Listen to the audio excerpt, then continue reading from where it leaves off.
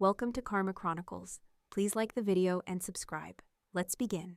I never thought I'd feel like this, not with everything Max and I had built. But after my mom passed away, it felt like I was carrying a weight no one could see.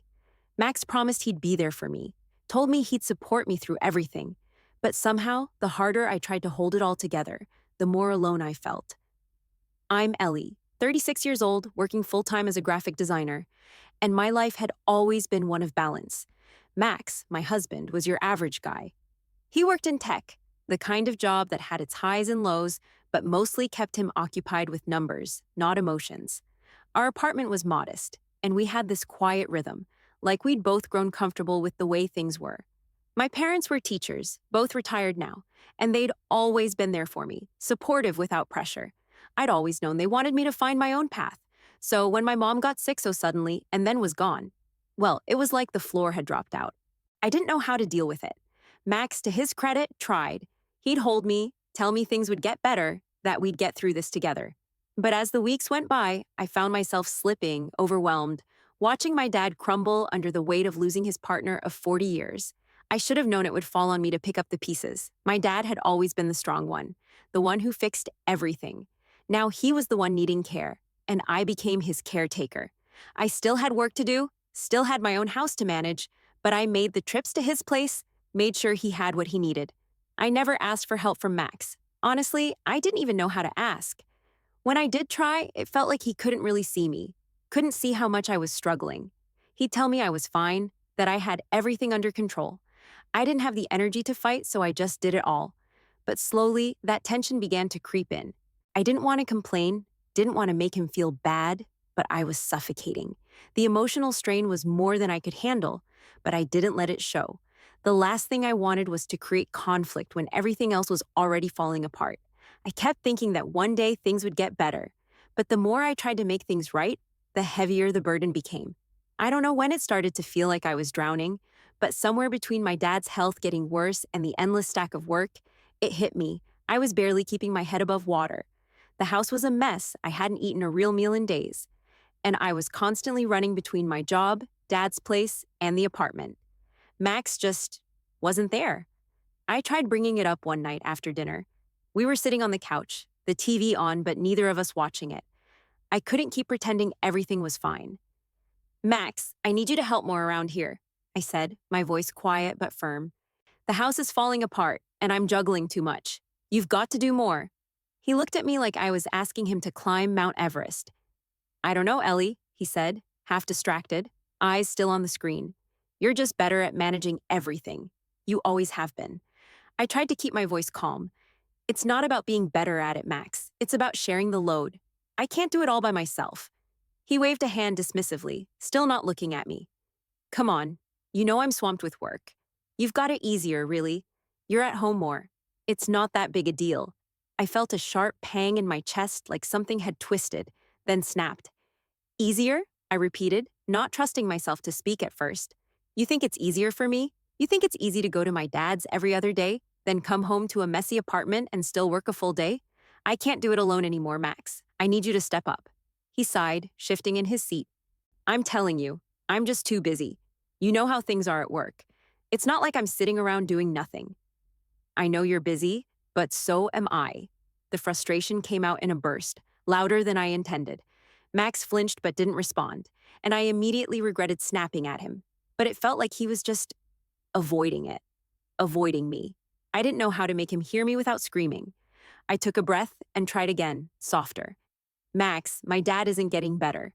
I'm trying to be there for him, but I need you here too. This isn't just about housework. It's about us, about being a team. He finally turned to face me, but there was no softness in his eyes, just a blank stare. I get it, Ellie, I do, but it's like you're asking for too much. I'm stretched thin. I can't take on more. My chest tightened. I stared at him, trying to make sense of his indifference. It was like he couldn't see the depth of what I was carrying. Then what am I supposed to do? I asked, trying to hold it together. Just keep picking up the pieces while you do your thing? Max looked away, his gaze fixed somewhere distant. I don't know, Ellie. You've always been good at this. You're strong. Strong. It was the same thing I'd heard all my life. Growing up with my parents, they'd always said I was strong. But strength wasn't the issue. I was exhausted. I didn't need to be strong anymore. I needed someone to stand beside me. I dropped my shoulders, defeated. Yeah, well, it's not enough anymore. I didn't know what else to say. My words just hung there, thick with everything I hadn't been able to express. A few days later, I tried again. Dad was sicker now, barely able to leave his bed. I was running on fumes, and Max was still nowhere to be found. I kept making excuses for him. He's busy, he's under pressure. Maybe he doesn't realize how much I'm doing. But the truth was, I was carrying the whole damn weight, and I was starting to crack under it. I asked Max if he wanted to come with me to see my dad that evening. His response was predictable, like a pattern I couldn't break. I've got a ton of work to do, Ellie. You go ahead, I'll catch up later. I wanted to scream, but I didn't. I just nodded, already feeling the sharp sting of loneliness that came with every unanswered call, every empty promise. I spent the next hour in the car, my hands tight on the wheel, thinking about how things had shifted, how everything used to be so easy between Max and me, but somewhere along the way, he'd slipped into his own world, leaving me to manage everything else. I got to my dad's house, helped him to his chair, and spent the evening trying to fill the silence between us. He was too tired to talk much, and I was too exhausted to make small talk. I was drained, both physically and emotionally, but I didn't know how to stop. And Max? He was back at the apartment, lost in his own world, unable or unwilling to see how much I needed him. My dad wasn't doing well. His hands trembled more these days, and he looked smaller somehow, like he was fading with every visit. But even through the haze of his illness, he still found a way to remind me of something important. The night I'd been there alone, helping him with dinner, he reached for my hand as I set the plate down in front of him. He looked up at me with those faded blue eyes, the same ones I saw in the mirror every morning. You know, Ellie, he said, his voice raspy but steady, you've done so much for everyone else. You deserve to find happiness too. You've carried everyone's weight for so long. I swallowed hard. I don't know, Dad. I'm just doing what I can. I have to. He shook his head, the faintest smile tugging at the corner of his lips. No, sweetheart. You deserve more than this. You've given everything to people who don't always see it. He squeezed my hand, his grip weak, but his words sharp. It's time to think about you, what you need. The words stung, but in a good way, like they cracked something open inside of me that had been buried for too long. I wasn't sure what I needed or how to find it, but hearing him say it with that kind of conviction, it made me want to believe that maybe, just maybe, there was a chance for me to get something back, something for myself. I left Dad's house that night feeling lighter, even though the weight of everything else still hung around my shoulders. But I couldn't shake his words. The next evening, I told Max I wanted to go out to dinner. I needed to talk to see if we could find a way to reconnect. We hadn't really talked in a long time, not in the way we used to, not about the things that mattered. We sat down at a small Italian place, one of those spots we used to go to when things felt easier between us. I ordered my usual, trying to feel a little normal again. But as the food arrived, I noticed something. Max wasn't looking at me. He was looking at his phone, tapping away, more interested in whatever was going on at work than in the woman sitting across from him. I cleared my throat. Max. He glanced up, distracted. I've been thinking a lot lately about us and what's been going on. He nodded, but his eyes flickered back to the phone.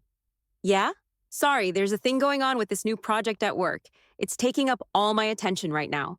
I felt a sharp, biting frustration hit me. Max, I'm trying to talk to you about us, about our life, and you're more interested in work? He finally looked up, frowning. Ellie, you know this project is important. It's a big opportunity. We'll talk later, okay? I could feel my heart sinking, but I pushed it down. I had to keep going. No, Max, we need to talk now. You've been too busy for months. I've been carrying everything on my own, and it's not working. I can't keep doing this by myself. He shrugged, a little too casually for my liking. You're always so good at managing things, Ellie. I don't think you need help. You've got it covered. My chest tightened. I don't think you need help. That was the problem. He didn't see it. He didn't see how much I was breaking, how much I was holding in so I wouldn't make a mess of everything. I felt a lump in my throat. It's not about being good at it, Max. It's about sharing the burden. I'm trying to keep everything together, but I can't keep pretending that everything's fine when it's not. Max put his phone down finally, but it didn't feel like he was really hearing me. I get it, Ellie. You're stressed, but you're making a bigger deal out of this than it is. You're handling it fine. I stared at him, the gap between us widening with every word. I wanted to scream, to shake him, and make him see how exhausted I was, how desperate I was for him to care. But I didn't. I just sat there, feeling my frustration twist into something darker, something I didn't know how to fix. I'm not fine, I said quietly, my voice thick. I'm really not fine, Max. He didn't answer. The conversation fizzled out into awkward silence, the kind that used to feel comfortable but now felt like a gaping hole between us. On the drive home, I kept thinking about what my dad had said. He was right. I had been so focused on trying to make everything work, on holding everything up, that I'd forgotten about myself. I'd forgotten what it meant to want something for me, to expect more than this quiet exhaustion. But what did that even look like? How did I start? How did I make Max see it if he wasn't even looking? I didn't know the answers, but something inside me was shifting. And for the first time in a long time, I felt a spark of hope. Maybe it was time to stop waiting for things to change and start making the change myself. The day my dad told me about the inheritance, I thought I was hearing things. He'd been fading in and out of consciousness lately, and I wasn't sure how much he really understood anymore. But when he sat me down one quiet afternoon, his hands shaking as he pulled a yellowed envelope from the drawer, I could tell this wasn't something he wanted to wait on. "Ellie," he said, his voice still gravelly, "there's something I need to tell you." He slid the envelope across the table toward me, his eyes serious. "This is for you. I've kept it hidden all these years, but it's time you know." I opened the envelope, not sure what to expect. Inside was a deed, an old family estate I'd never even heard of.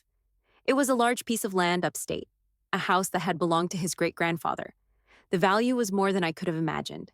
I'd always thought of my parents as modest people, never wanting for much, but this was something else. I blinked, trying to process it. "Dad, this is worth a fortune. Why didn't you ever tell me about this before?" He sighed, looking tired, almost embarrassed. "I didn't want to burden you, Ellie. You've always had enough on your plate. But I trust you, sweetheart. You're the one who can decide what happens to it. Whether you sell it, keep it. Whatever you choose, I'll be okay with it." I stared at the deed in my hands, the weight of the decision pressing down on me. I'd always put everyone else first. My parents, Max, my dad's health, and now here was something just for me. A legacy, a future that was suddenly in my hands. It felt overwhelming and freeing all at once. But what did I even want? I hadn't allowed myself to think like that in so long. "Are you sure?" I asked, my voice quieter now. "I mean, this is huge, Dad. It's not just something I can decide overnight." He nodded, his face softening. "I'm sure. I know you'll make the right choice." I swallowed hard, a knot forming in my chest. For the first time in ages, I was forced to think about myself, what I wanted, what I needed. It was strange, unfamiliar ground, but it was also mine to stand on. That night, after the shock wore off, I couldn't sleep. I lay in bed, the estate deed next to me, and stared at the ceiling. Max was already snoring beside me, oblivious to everything swirling in my mind. I thought about my dad's trust in me, about the possibilities that this inheritance could open up. But I also thought about the mess of my life, about how much I was already carrying. The next day, Max's mom called. Again. She'd been calling a lot lately, checking in on my dad's health, offering unsolicited advice about how I was handling everything. But today, she wasn't just asking how he was. "So, Ellie," she started, in that smooth voice of hers, "I hear there's a bit of an inheritance coming your way. I'm sure Max will be thrilled when it all comes through." I felt the weight of her words. Max will be thrilled. The way she said it, like it was just a matter of when, not if, it would be shared. "Oh, well, we haven't figured out exactly what we're doing with it yet," I replied, trying to keep my voice steady. "It's still early days." There was a slight pause on the other end of the line. Then she added, "Of course, but you know, Max has always worked so hard. He deserves a little bit of it, don't you think?" The seed was planted before I even had a chance to stop it. I felt my chest tighten. I had known for years that Max's mom had a certain expectation when it came to money, but hearing her outright imply that the inheritance was for the both of them, it didn't sit right with me. I didn't know what to say. "I'll let you know once we've made a decision," I said, trying to sound more composed than I felt. but I could hear the judgment in her voice, the quiet assumption that this wasn't just mine, that it was theirs too. As soon as I hung up, I felt a cold flush wash over me. I had spent years avoiding conflict with Max's family, trying to keep things peaceful, to not rock the boat. But now, with this inheritance hanging over everything, I couldn't ignore the feeling that they saw it as their right.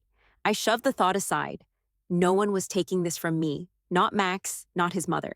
This was my choice, my future. But the doubt had crept in, like a shadow I couldn't shake.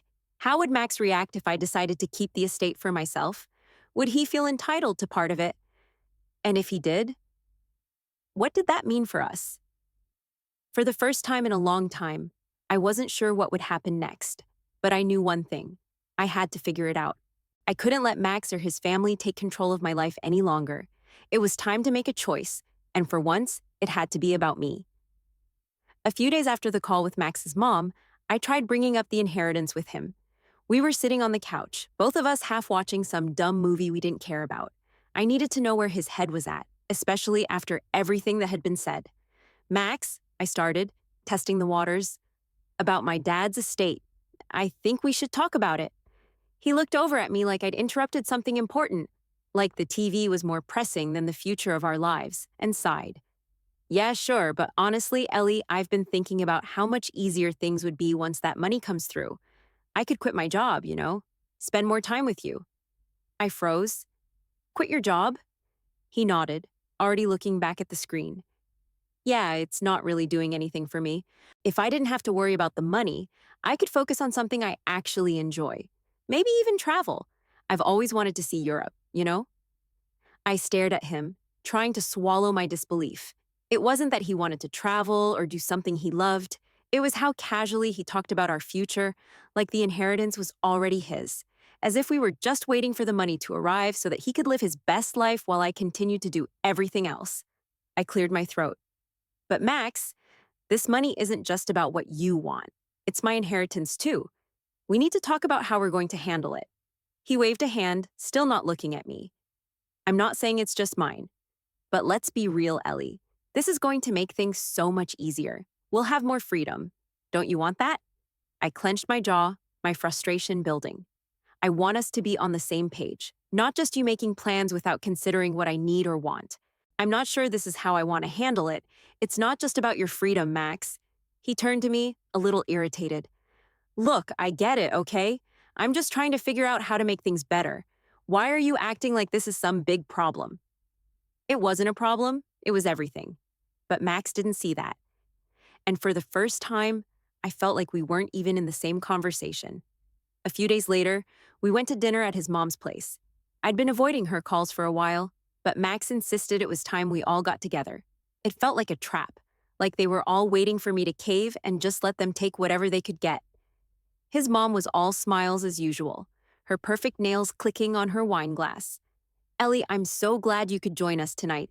I just wanted to talk about the inheritance a little, get everything sorted out. I froze mid-bite. What do you mean sorted out? Oh, well, she said smoothly. Once everything comes through, I think it's only fair that we all get a little something. Max has been working so hard for so long, and it would be a real blessing for him to be able to focus on things that matter instead of that stressful job. You know how he feels about it. I felt like the air in the room had thickened, pressing down on my chest. She wasn't even pretending anymore. There was no if or maybe. It was already decided in her mind, like the inheritance wasn't just mine, but something that belonged to the whole family, something they were entitled to. I looked at Max, hoping for some sign that he was just as uncomfortable as I was. But he was nodding along, already agreeing with her, like this was just another routine conversation. I felt a rush of anger mixed with something else. Betrayal, maybe. Did he think this was just going to be some easy cash windfall for him and his mother? Did he really think I would roll over? I'm not sure that's how I want to handle it, I said, forcing my voice to stay even.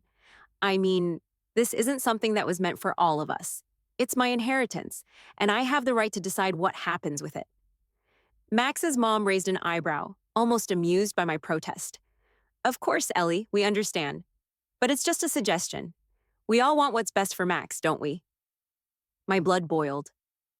The way she phrased it, like it was an obvious, unspoken truth, made my stomach twist. I could feel the tension rising in my shoulders. It wasn't just about the money. It was about how they were acting like it was theirs to take, without even asking what I wanted. The conversation shifted after that, but I could barely keep up.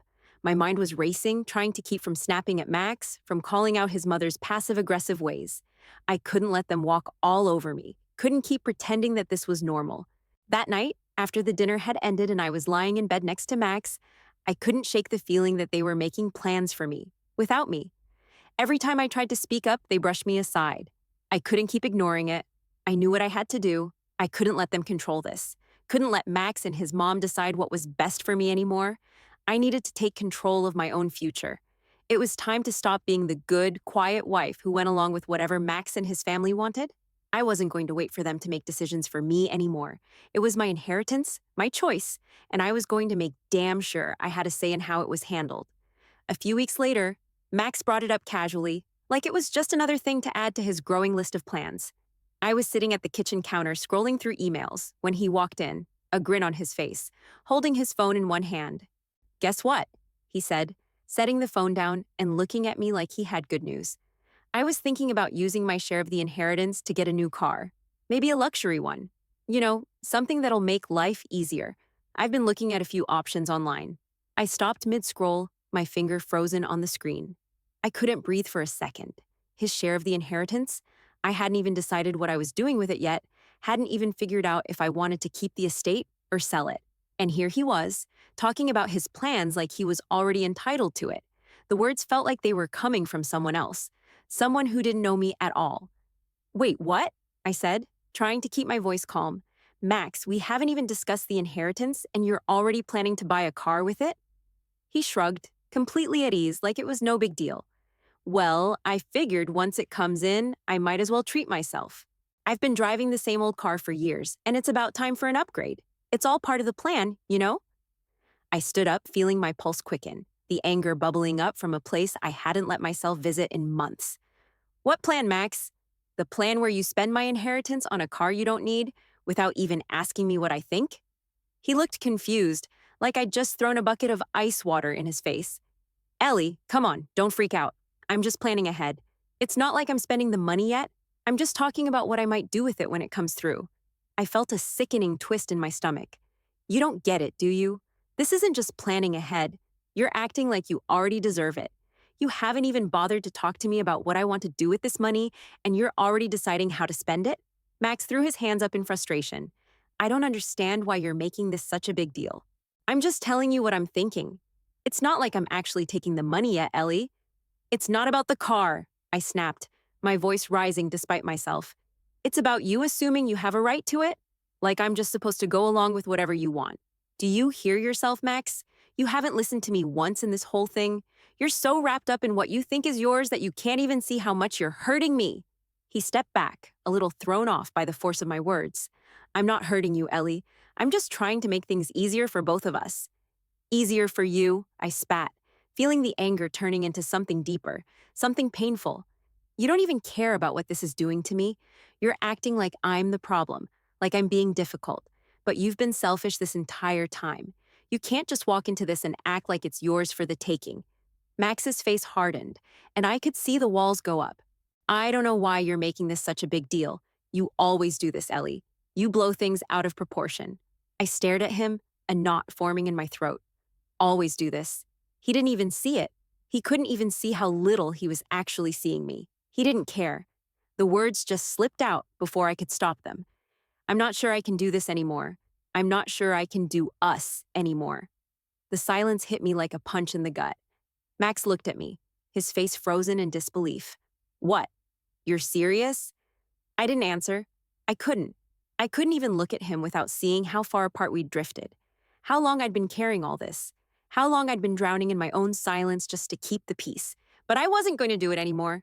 Max shook his head, like he didn't believe what I'd just said. "Ellie, come on, don't be like this. You're just mad because of the car, but it's not that big of a deal. We'll talk about it later, okay?" I couldn't believe it. Again. He was just brushing me off like I was some emotional mess who'd get over it. He wasn't even listening to the real reason I was upset. The car wasn't the issue. It was him. the way he always assumed everything would work out his way, the way he never seemed to see what I needed or wanted. I grabbed my coat and walked out, not looking back. The weight of everything hit me all at once. Everything I'd put up with, everything I'd let slide, and it felt like a slap in the face. I needed air. I needed to be away from him, away from everything. I walked for what felt like hours, my feet moving without any direction, just trying to escape the suffocating feeling in my chest. By the time I made it back home, I wasn't sure what I was even supposed to do next. I knew things had broken, something inside me had snapped, and I wasn't sure how to put it back together. But one thing was clear. I couldn't keep pretending everything was fine when it wasn't. And I couldn't keep pretending Max and I were fine when we were so far apart. Something had to change. And it was time I started making the change for myself. I'd had enough. Enough of Max and his assumptions. Enough of his mother's constant pressure. Enough of pretending everything was fine when I felt like I was suffocating. I made a decision. I wasn't going to let them dictate my life any longer. This inheritance was mine. It wasn't for Max or his mother or anyone else. It was mine. And I was going to make damn sure I was protected. The next morning, I called a lawyer. I'd never really thought about doing something like this before, but I was done being passive, done waiting for other people to decide my future. I sat in the lawyer's office, the cold chair against my back, as he explained the legalities of my father's estate. I was learning all this for the first time, how to manage what was rightfully mine, how to make sure no one could take it away from me. I was nervous, but also relieved. For the first time in a long time, I felt like I was taking control of something that mattered. The lawyer reassured me, outlining the steps I needed to take to ensure the inheritance was protected, that it would be used for my future, my peace of mind. I was doing this for me, and that was all that mattered. When I got home, Max was on the couch, glued to his phone. He didn't even look up when I walked in. "Max," I said, standing in the doorway, taking a deep breath before I spoke, "we need to talk." He glanced at me, eyes narrowing, but he didn't say anything. He could tell I was serious. "I've spoken with a lawyer about the inheritance," I continued. "I'm making sure everything is in order, and I've made a decision. The money will be used for my future, not for you, not for your family. This isn't up for debate." He blinked, clearly thrown off by my words. "What? Ellie, come on, you're being dramatic about this. It's just a car. You really think I was going to take it all? I'm just saying, it's a big change. We could use it together." I stood my ground, staring him down. "No, Max, you don't get to decide what happens with this money. It's mine, and I'm going to use it for what I want. Not you, not your mom, me." His face twisted into something I couldn't quite place. Annoyance, confusion, maybe even a little guilt, but he quickly masked it. "Ellie, don't be so selfish. We're a team, remember? I thought we were in this together." "We're not in this together anymore," I shot back. "I've been carrying everything for too long, Max. I've been waiting for you to step up, to show me that I matter, but you just keep taking and taking, assuming I'll always be here to handle everything. I'm done. I'm doing this for me now, not for us." He stood up, his voice rising. "You're being unreasonable. This inheritance, this could change everything for us. Don't you see that?" I shook my head. "What I see is you thinking you're entitled to something that's mine. You're not. And I'm not backing down." Max opened his mouth like he was going to argue more, but then he just stopped. His shoulders slumped, and I could see the realization hit him. This wasn't a fight I was willing to lose. For the first time in years, I wasn't going to bend to his will. The tension hung in the air, thick and heavy, but I didn't care anymore. I had made my choice. I was going to secure my future, and I wasn't going to let anyone, especially Max, stand in my way. The next few days were a blur. I spent hours online, looking at properties for myself, thinking about what I wanted my life to look like without him, without his family. I started imagining a future where I didn't have to worry about their expectations, where I could make my own choices. I found a few places I liked, but I wasn't ready to make any decisions yet. It felt like a strange freedom, like I was finally living for myself after all this time. But then Max's mom called. Again. I saw her name flash on my phone, and I couldn't even bring myself to answer. She'd left several voicemails by the time I checked them. Her voice was polite, but there was an edge to it that I could feel all the way down in my bones. She was trying to pressure me, trying to convince me that everyone needed a share of the inheritance, that it was only fair. I hit the delete button without listening to the rest. I wasn't doing this anymore. I wasn't going to let her push me around. I wasn't going to let anyone push me around. I was done being the person who kept the peace at any cost. For the first time in a long time, I felt like I had control, like I had a future that was mine, and I was going to fight for it no matter what. Max's opinion didn't matter anymore. His mother's didn't either. This was my life, and it was time to start living it on my terms. I woke up that morning with a clarity I hadn't had in years. It was like something inside me had finally clicked, and I realized I couldn't keep pretending that this marriage was worth saving. It wasn't just about the inheritance anymore. It was about my whole life. Everything I'd sacrificed, everything I'd let slide. I deserved more than what Max had been giving me. I deserved more than the silence, the assumptions, the entitlement. I'd already made the decision.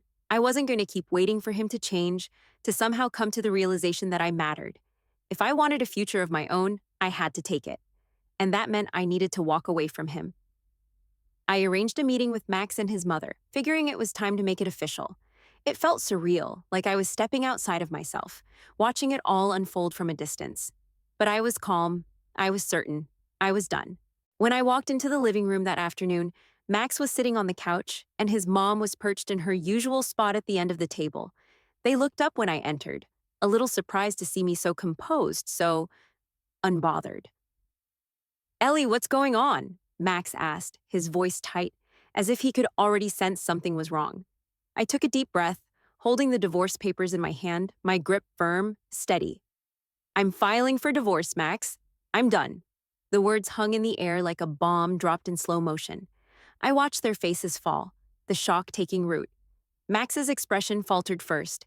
He blinked, mouth opening, then closing again like he was trying to find something to say.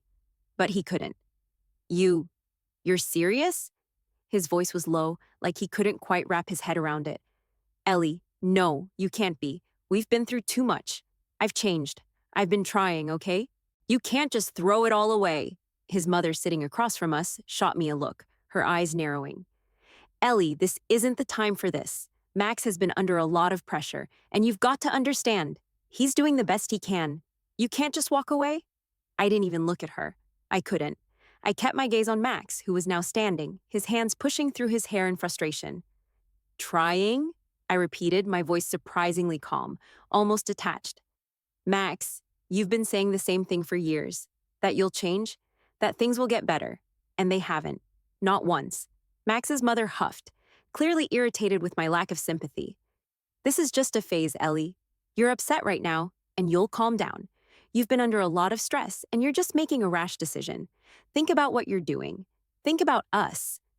I felt a hot wave of anger pulse through me, but I controlled it, taking a deep breath. I looked straight at Max. "I've thought about this, and this time, I'm not backing down. This isn't about you or us anymore. This is about me. I'm not living like this anymore. I'm not letting you or your mother dictate my life or my future, and I'm not sharing my inheritance with you. It's mine, and you've never had any claim to it." Max's face flushed red, and I could see the anger building up in him, his fists clenched at his sides. "You think I'm just after your money, Ellie? That's what this is about? You think I'm some kind of gold digger? I've always been here for you. Always." I shook my head slowly, feeling the weight of everything I'd put up with. "No, Max, this isn't about the money. This is about you thinking that you have some right to it, to me, to everything I've worked for. You don't, and you never did." His jaw tightened, and I could see the wheels turning in his head. But he didn't move. Instead, he took a step closer, his voice low and threatening. "You don't want to do this, Ellie. You're not thinking clearly? You're just angry." "Maybe I am," I said. "But this time, I'm not letting you manipulate me into staying. I'm done. We're done." The room went silent. His mother opened her mouth, but I held up my hand. "Don't try to talk me out of it. I've made my decision. You don't get a say in this." Max's face twisted with fury, but he said nothing more. His bravado had faltered. He could see that I was serious, that this wasn't some passing frustration. This was my breaking point. I placed the divorce papers down on the table between us, sliding them over to him. "You can sign them whenever you're ready. I'm not changing my mind." Max stared at the papers, his breathing heavy, but he didn't move to touch them. He just stood there, looking like a man who'd just lost everything he'd taken for granted. His mother started to rise, her voice sharp. "Ellie, this is absurd." But I wasn't having it anymore. "The inheritance is mine, and that's all you need to know." Max's claim to it was never part of our marriage. So stop. It's over. Max's mom froze, her mouth snapping shut, and for a moment, I thought she might argue further. But then she just glared at me, disappointment etched on her face. I didn't care. Max finally looked up, his face flushed with anger and something else. Something I hadn't seen in him before. Fear. But I didn't care about that either. I had made my choice. This was it. The end. And for the first time in what felt like forever, I felt a sense of peace. I was free. Free of him, free of his mother, free of the weight I'd been carrying for so long. It was time to start living for me, and I wasn't looking back. The day the divorce was finalized, I felt a weight lift off my shoulders that I didn't even realize had been there. I didn't have to pretend anymore. Didn't have to look over my shoulder to see if Max was lurking in the background, trying to claim something that wasn't his. I was free. I sold the house, the one Max and I had shared, the one where I had spent so many years pretending everything was okay. I didn't need the reminders. I didn't need the space that had once felt like home, but now felt like a prison. I moved into the house my father had left me. It wasn't much, certainly nothing extravagant, but it was mine. It had character, history. It felt like a place where I could start over, where I could breathe again. I remember the first night I spent there, just sitting on the porch, listening to the quiet with nothing but my thoughts. There was no weight, no constant buzz of worry or guilt, just peace. For the first time in years, I didn't feel like I had to make everything work for everyone else. I could focus on my work, my happiness. I could decide what came next. And I didn't have to explain myself to anyone. It was a strange kind of freedom, but one that I had earned, step by step, even through all the pain. Max, on the other hand, was a different story. I heard from mutual friends that he had squandered the last of the inheritance, spent it on a luxury car he didn't need, on frivolous things to fill the emptiness he hadn't been able to face. His debts piled up, and his mother, who had once tried to pull the strings, no longer had any influence over him. She stopped calling me, stopped pushing. In the end, Max was left with nothing but his own mistakes, and it was hard not to feel a small sense of relief knowing that it wasn't my problem anymore. It wasn't my responsibility to fix him or to carry his burden. He had made his choices, and now he had to live with them. I spent my days now designing, working for myself, building something that was entirely my own. I had taken control, and that sense of power, of self, was everything I'd needed. I realized how much strength it had taken to get here. It wasn't just about surviving anymore, it was about thriving. I thought about how far I'd come, how much I'd grown. The woman I was before, afraid to speak up, afraid to stand up for what was mine, felt like a stranger. And the woman I had become, the one who took control of her own life, was someone I was proud of. The future was still uncertain. There were days when I doubted myself, when the weight of being completely on my own felt overwhelming. But even in those moments, I knew I was stronger than I had been before. I was no longer bound by Max's expectations or his mother's manipulations. I was free, and I was doing it for me. I didn't know exactly what came next, but for the first time, I felt ready to face it. I was no longer just surviving, I was living, and that was enough.